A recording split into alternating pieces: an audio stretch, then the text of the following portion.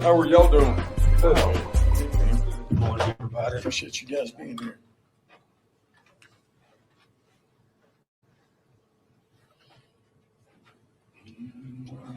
Brian, you can open this up. Hey, Coach. Hey. Brian Howell, Boulder Daily Camera. Yes, sir. Welcome to Boulder. Thank you. How exciting is this for you to get this opportunity after all those years of success in ranks? Yeah, it's fantastic, man. To God be the glory. Just having this opportunity to, at a different level to be able to impact. I mean, that's kind of why I wake up every day to ways to impact and through the vessel of being able to have the game of football, right? But yeah, I'm excited about being here. It's an exciting time, within this program also. And so I'm just looking for ways to help make an impact, give us opportunities to win on and off the field. Hey, Coach. Jack Harlow of Yep. UpInsider.com. Nice to meet you. Just curious your thoughts on the GoGo Offense and how you kind of plan on implementing your tight ends into this. Yeah, it's been awesome. Coach Marion, just, the innovation that he has, the offensive mind that he has, the way he can visualize stuff. He calls players, not plays. And I think that's important. He's trying to find guys opportunities to get the football. And I think within that, there's a physicality to the offense, being able to run the football. And, from the tight end position, in this offense, you've got to have a pretty good skill set, right? I mean, you got to be able to split out, be able to run routes, win some one-on-one matchups, and then you got to be able to play within the core, whether you're in a, hand down in the dirt or whether you're in a hybrid position. So your football IQ's got to be higher, but your skill level's got to be higher, and that's exciting for our room. To follow up on Brian's question, why now for you to make the jump and why soon? Look, it's funny you asked that question because I really thought going back, I had some opportunities to go to the college game probably in 13, 14, and 15, and I decided that I wanted to continue doing what I was doing. I actually, when I finished playing college ball, that I went into college coaching for 3 years, but through some situations, I had to go be a high school coach, and I figured that was the destiny that I wanted to go with my family. I wanted to coach my boys, and I did, and I was able to do that. And then by the time that all that was transpired, what's crazy is about 3 weeks before this opportunity arose, I had people kept asking me, have you ever thought about going to the college game? And I said, look, man, I feel like that's kind of passed me by now, right? And then it's amazing what God will do for you when if you'll just lock in and focus on where you're at, trying to get better. And so that's why I just felt like it was a God thing. I felt like God was, trying to put me in a situation where my ministry can continue to grow. And sometimes you got to get comfortable in the uncomfortable and make the transition and step out on faith. And that's what I've done. Having so much experience with high school ball, especially the last few years with NIL and everything that's, kind of come with it. Yeah.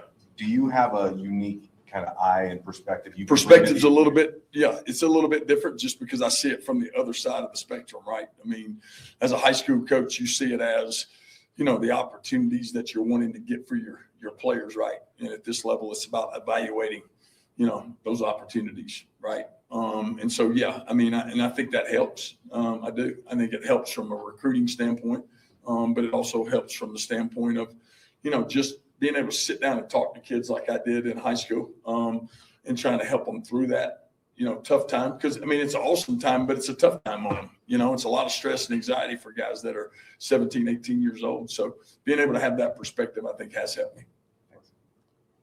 I'm just not only going to college, but you've been a head coach for a long time, and now you're not a head coach. And so what are the pros and cons that you've experienced with the good and bad to you're not running the program, but you get to focus on. Yeah, but I don't think there's not any bad. It's just a transition, right? When you're used to having to see everything from 60,000 feet, right? And then now you're seeing it more from like 10,000 feet. But I see myself as being the head coach of the tight end room, right? So those guys are my responsibility, on and off the field, how we perform, how we play. And so I take a lot of responsibility in that. And then when there's opportunities to be able to impact opportunities, whether it's through words or whether it's through your energy, through your effort every day, showing up and, making sure the whole team, that you have a relationship with all of them. So, it has been a transition, but for me, it's been a really, really good transition because I know as a head coach before what I would like to have out of my assistant coach which I got every day when I was the head coach for my staff. So I want to be able to give Coach Prime that, give Coach Marion that, and all the other guys on staff and players that. Hey, Coach Scott Proctor, DMVR, good to meet you. Good to meet you. You talked about kind of you need different skill sets kind of in that type Yep. of room. What do you just kind of make of the skill sets come the talent kind of in that room? Yeah, I mean, like, well, when you talk about our leadership in the room, you talk about Zach. I mean, he brings a whole different skill set to the table because, you know, he's a guy that can play out on the perimeter. He's a guy that can play the hybrid position. He's a guy that continuously works because, you know, we want to grow our room to where we can do them all. So he can play in the core with his hand down. He can play in the core, you know, as a hybrid, but he can also split out, play either a slot receiver or outside receiver. So when you have that much versatility, it allows you opportunities for touches, but it also allows you an opportunity to be able to impact every play, whether we're in 11, 21, or 12 personnel. And the other guys in the room, I mean, the thing we talk about in our room is, you know, we want to figure out what our deficiencies are and what our strengths are, right? I mean, so every day we show up, we're trying to find a better way to continue to take our strengths to another level. And then whatever we need to do better, then, you know, it's my job to help put a plan together for them. So we have a process and a system to get them to where they want to be. But within our room, I mean, we want to be able to have all the tools in our toolbox, right? I mean, we want to be able to play on the perimeter, play in the core, be physical in the core, but be able to be route runners, be able to be matchup problems for people.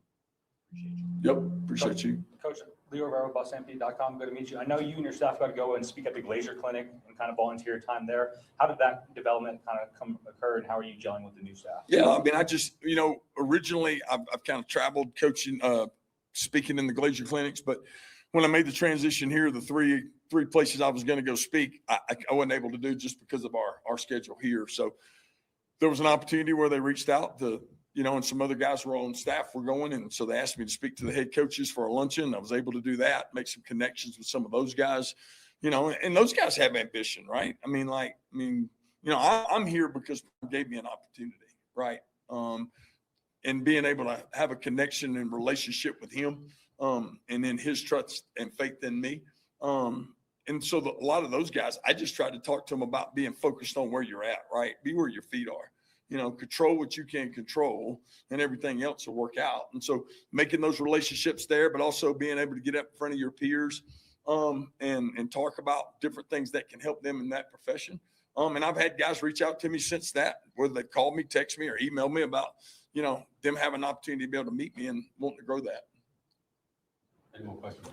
Yeah, just from your experience, I'd love to hear your kind of X's and O's breakdown of what makes the GoGo offense so unique. Well, I just think it's versatility. But like I said before, I think the greatest thing about it is the GoGo offense puts players in situations and opportunities and matchups, because when you think about offensive football, it's about space, leverage, and matchups, right? This offense creates space, right? This offense is based off of winning leverage, right? And then in the end, it's about matchups. And this offense puts guys in matchups. You know, whether this guy might have played number one receiver to the boundary, and all of a sudden the next time he's in the slot, right? And I think Marion just does a really good job of that. I think also the different looks that we can give you from a perspective, whether we're strength to the boundary to the field, the amount of motions and shifts that we give you, our backfield sets, and then it's all versatile within 11, 12, 21 personnel, which is a nightmare for defenses. Who has the best collection of cowboy hats on the staff? Well, I probably have the most, but I don't know if it's the best collection or not. But I'm not sure. Marion's got a couple. He does. I got a couple. We got a couple other people that's got a couple. So we're trying to add to it. And Coach Prime's got, well, I mean, I probably got to go for him. I mean, just because he's the boss. So, I mean, he's probably got the best selection. So he's got his name on his. So I don't have that. I guess, Coach, for you, what's been the adjustment like coming from the South now in Colorado? Well, I mean, it has been an adjustment. But I tell you what, the weather here has been better than I would ever probably imagined it was going to be. Although it did snow the first day I was here, and I was excited about that because we don't see that a whole lot. And then just watching people drive through it like it's no big deal. I mean, if we were in Georgia, all the cars would have stopped. Everybody just started walking and left their cars there. But it's so beautiful here. The landscape's beautiful. My family's been out a couple of times to visit, and it's just been breathtaking for them. The people have been awesome. Just finding some niches here and there on the weekends to wear, whether it's, Chautauqua, and I try to make a walk into that a bunch during the weekends. But I'm a walker, so this place is awesome and the weather's awesome. Doesn't rain a whole lot. So it's been good. Coach, you know, we heard earlier from Coach Prime that you were also going to be working with the special teams. Would you be able to just talk about your role with them? Yeah. I mean, a lot of us are helping, right? Like pump protection, be a role of mine. I'll help also in any other area that I can help support, right? Because I think we're all in this thing together. So we're all trying to help each other because we want to have the best special teams in the country, right? And now that means we're not interested in it. We're invested in it, right? And so, when you're invested in something, then you're going to make sure that you got the right personnel, make sure we got the right scheme, that we're, make sure we're performing the right skills at what we need. And so, I'm here to help any way possible with all the special teams. But, for me, Punt Pro will be my main responsibility. Everybody's good? Thank you, Coach. Mhm. Thank you, Coach. Nice to meet you. Yep. Nice to meet you guys. Appreciate what you do.